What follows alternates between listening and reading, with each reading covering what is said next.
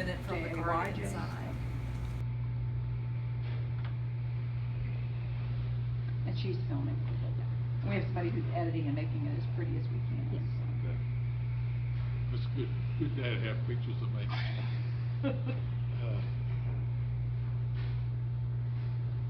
So starting with, how far back do your roots go? Because did you start as farmers, right? You own a farm, or what? No, the family was in the seafood business, fishing, oystering. I came along in '47. My father and grandfather, Walter and Herbert, started here in '46.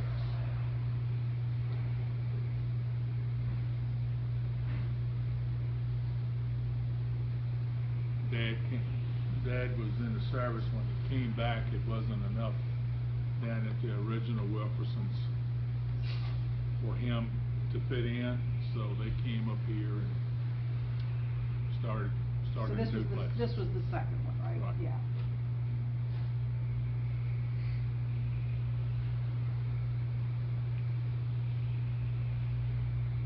And it was where the Happy Clam was, correct? Yeah. And then what year did that close? Or was sold to the Happy Clam, I guess, right? There was a transition in the middle. I don't remember, to tell you the truth. Before my time, so. Yeah, because it was after we moved here. Yeah, I mean, I remember when it was still there. I don't remember exactly when it was. I don't remember. See, it wasn't any business connections. Mm-hmm, right. It was the same family. Right, exactly. Actually, it was my grandfather's brother was still living. And then after he passed away, it went to his kids. And the business they weren't very aggressive, I'll put it that way, and the business just kind of went down the hill.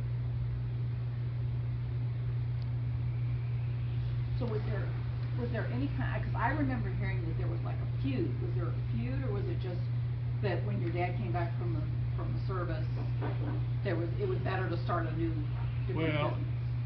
I mean, I think Feud can have many connotations, and some of them are not necessarily. I think when my grandfather and father came up here, it caused some friction.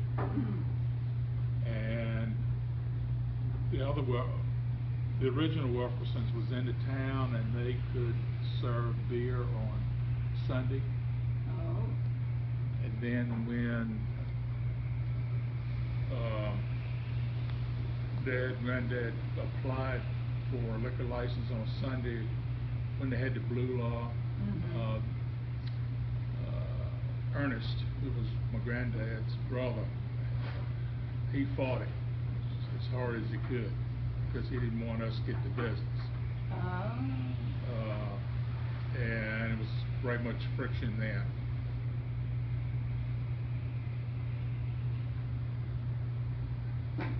All of the Wilkersons had very much of a temper. I've been calmed down right much from the Goldman family, my mother. So your mother was a Goldman, of the Goldmans with the... No, actually, she grew up in Leedstown. Oh, okay. Different Goldman family. That's what's confusing around here, is that you get a lot of the same names and you think it's like one big family. My Mayo, I know down at the Comic Church, there are a bunch of Mayos buried, not connected at all.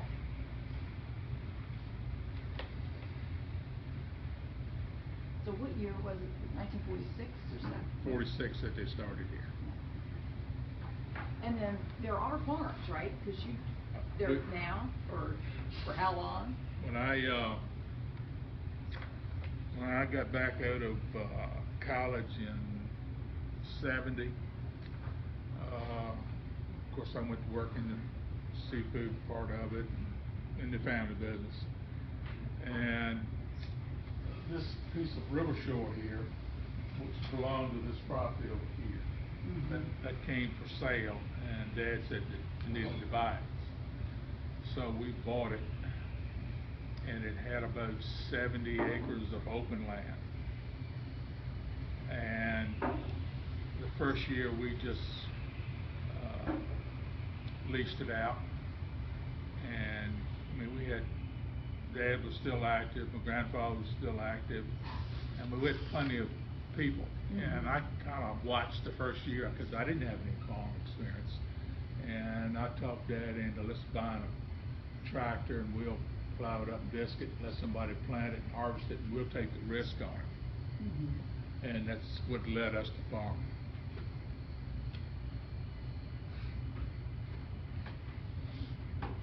And was it mainly for things you could use here in the restaurant, or just for sale in general? So it's straight farming. Right. And then now, did I hear from, do you lease land to or from Bart Baker as well? So you've expanded the farming aspect. Oh yeah, we went from nothing, over 70 acres to, I guess I think we were over 4,000 at one time. It's a little less than that now, 4,000 acres. And that's getting to be a thing of the past, is it, as far as small family farm type operations? Well, You consider that small? it's a whole lot of concrete being planted now. Right. We lose land to developments, and gravel pit is the last big thing. It's taking big chunks of land from that we were leasing. So you were born in this area, and what are your memories of Colonial Beach from when you were young, and then compared to your memories of growing up here? Well, I mean, Colonial Beach was a real robust town when I was little. I mean, the boardwalk was filled with businesses, and of course Reno was there, and Monte Carlo, and it brought a lot of people to town. And my dad and Denny Connor were good friends, and he would come get me and carry me down there when I was, 4 or 5 years old, carry me down, and I'd spend the day down there with him on the rides and that type of stuff. But it was a lot of people who came to town.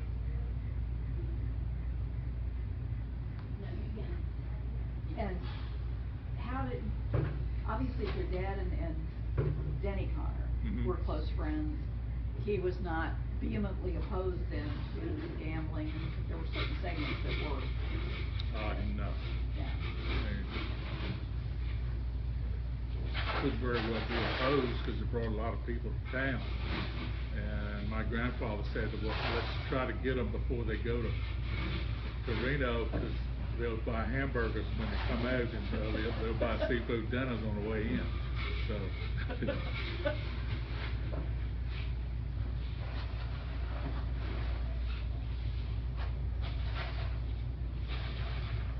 I don't write as fast as she can video. And you went to the school here? I went to Colonial Beach. And then Oak Grove? Went to Oak Grove, and then 1 year at W&L, and then from there to Fort Union Military Academy. Fort Union? Fort, F-O-R-K, Union.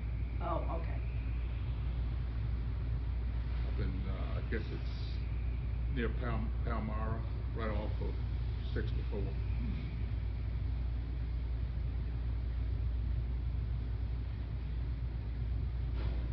So did you ever at any time think about going to someplace other than Colonial Beach, or were your roots so deep here that? I never thought of any other place. Was there something about the place, or just the family ties in general, or? I mean, we had an established business, and I was the only sibling, so everything kind of fell to me anyway, so I just figured I'd be here.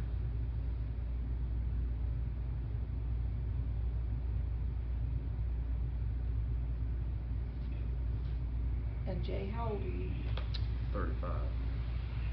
What about you? Now, did you go through school here, and? Yeah, I went to Colonial Beach all the way through high school. And did you know from the beginning you were gonna stay in the family business, or did you think of other things at some point?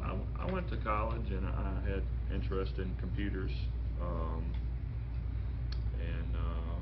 Out of college I got a job over in Dalvin working for contractors.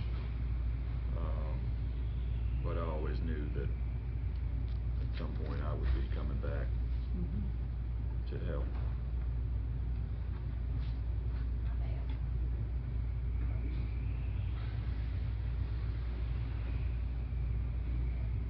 Now, do you remember the era when the ferry boats were coming out? That was before me. Before you. I have a terrible time trying to keep straight. I mean, I know that I was not old enough for the steamboats, but then I can't remember what year the bridge was built, because I guess the ferry 43, came I to think. 43. Yeah. Yes, I was before mine.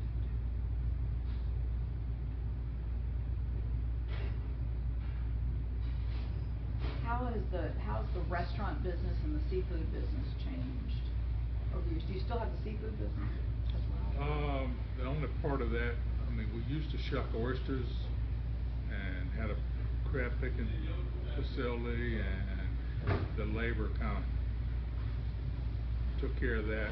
But kind of we just didn't. Dad was still active at the time. He didn't want to try to get migrant workers in. Just didn't want to go to that. So, and about that time, I was back, started farming. So he said that's probably enough. So, the only part that we do now, we do still plant and harvest oysters on our private beds. We also still commercially fish for rockfish, and the rockfish that we sell in the restaurant is what we catch, the majority of it.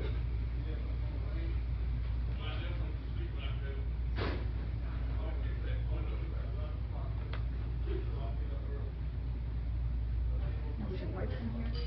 Raleigh, North Carolina. Met her at college. School teacher. That's why Jay could stay here all through high school. My parents both of them were active here all the time for so much.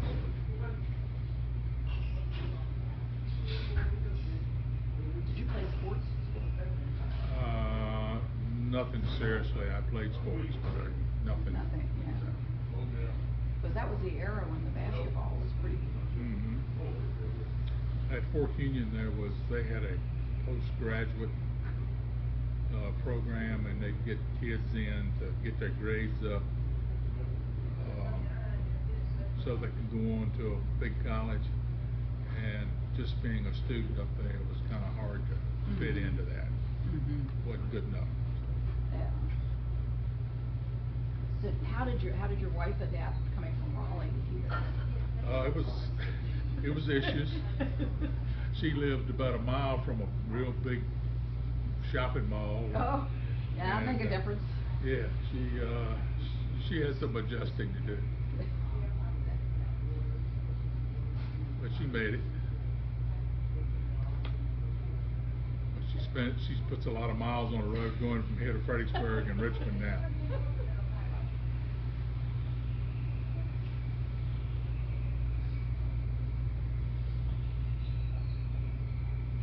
Was that you or you? I was. Okay. To somebody from here or? King George. How has the restaurant business changed, or has it not changed? I mean, you've expanded over the years considerably, but in terms of clientele or the business itself, anything? Well, years when I was growing up, hard shell crabs was a big thing. I mean, we would sell. I mean, that was our main item. People would come from long distances just to eat crabs. We had like Wednesday night was kind of like Fredericksburg night. Friday night we had a lot of customers from Montrose, and Dad made the decision that he kind of wanted to. I I mean, we had people standing in line all the time, and he wanted to get to more dinners so we can move the tables quicker.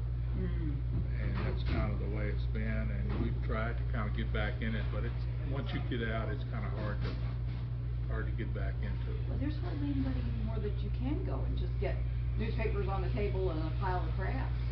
Yeah, it's Southern Maryland's still big on that. Right. But Virginia is not, so. And is it turning over the tables, do you think that's made a difference, or is it the crabs that have ebbed and flowed and the price and that kind of thing? That probably has something to do with it, the price of Yeah. the crabs now. People are just not used to paying the higher prices that you have to charge. Cause they're like, what, about 100, 150 a bushel now, or? Depends on the time of year, yeah, but they can Wow, be. that much? That's, our cost.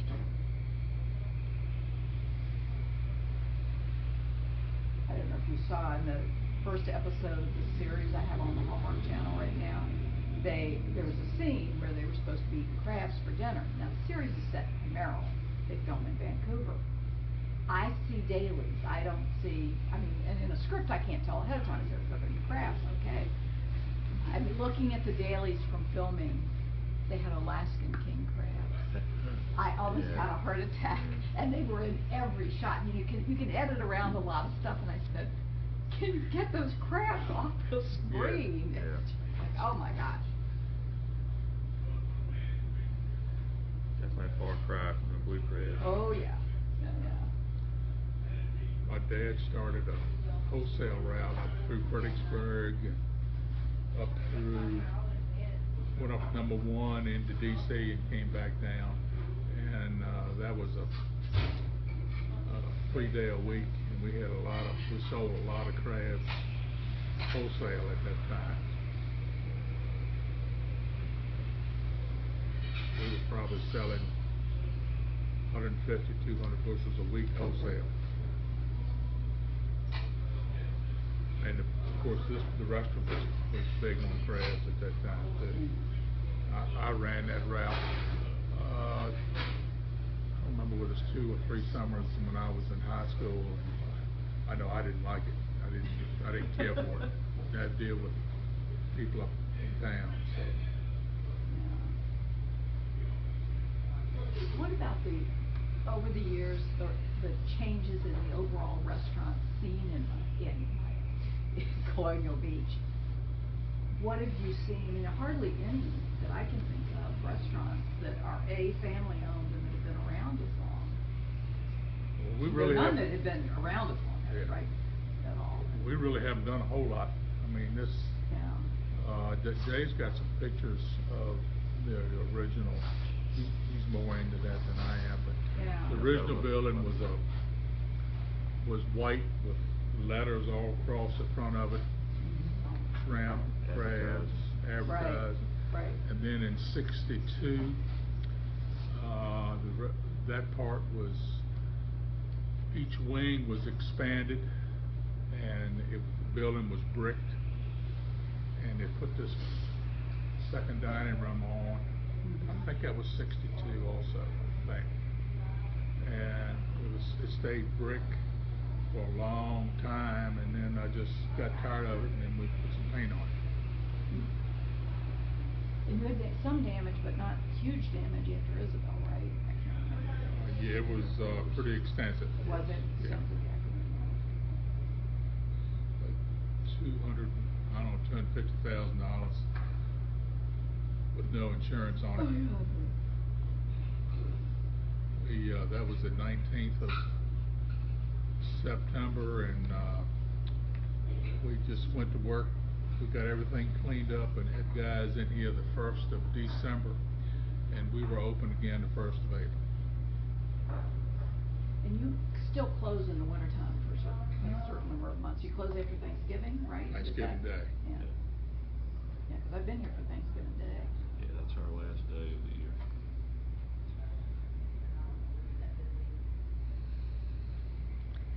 But then you reopen, it's not usually April when you reopen, it's like March. End of January. End of January, Yeah. yeah.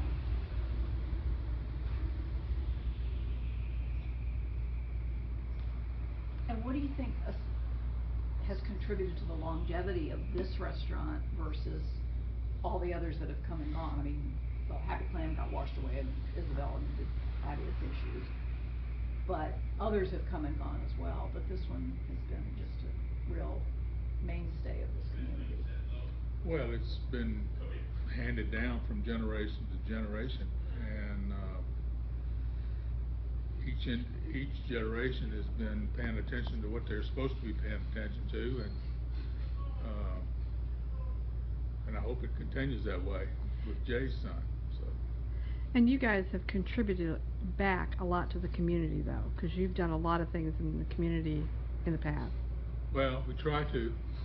We helping the school and whatever. Remember the year you guys did the breakfast for the A and B honor roll? You let us bus the kids here and fed them breakfast. Yeah, we try to contribute. So, how old is your son? He's 7. So he's a little young to have started training. I don't know. He's or do you pretty have him in your busting tables? He's in here helping when the mood fits him right. He's very Gotta be in the energetic. right mood. But I mean, that's the way I started. I started busting tables, and Jay did the same thing. So start at the bottom and work your way up. Yep, busting tables and washing dishes. And you do hire a lot of the kids from school too to work. Yes.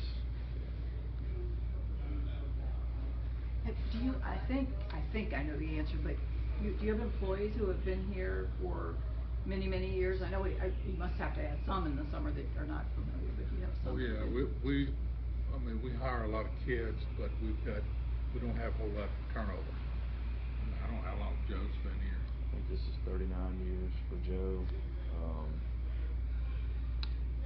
James Tate, he started busting tables here when He was really 13. 13. I was 5. And James retired about 5 years ago. Yeah. 5 or 6 years ago. And we have some other employees that have been here a long time as well. Julie's been here for 16, 17 years. Carol White worked for you guys for a long time too. Worked for a long time. Laura Fields. Has been here for Once they get on here, they don't want to go. They don't want to leave.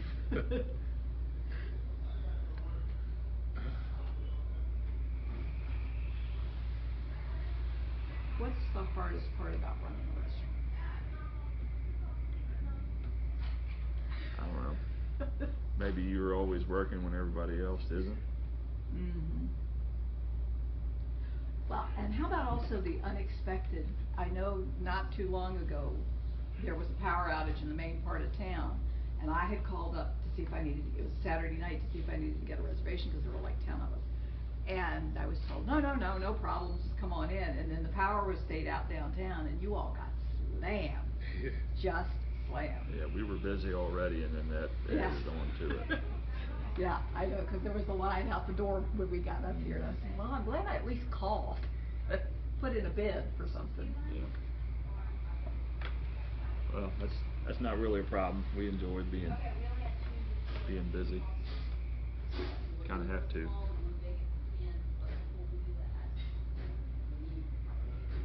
Do you have customers that have come like on a regular basis for years and years and years and years and years? So you've got your steady. We have those, and then we have some that come in and say, man, I haven't been here in 30 years, or I haven't, I remember coming in here when I was, 5, and Mm-hmm. We get a lot of that. People, have come to Colonial Beach over the years, and whether it be with family or vacations or whatever, and they have memories tied to different places in the town, and sometimes this is one of them.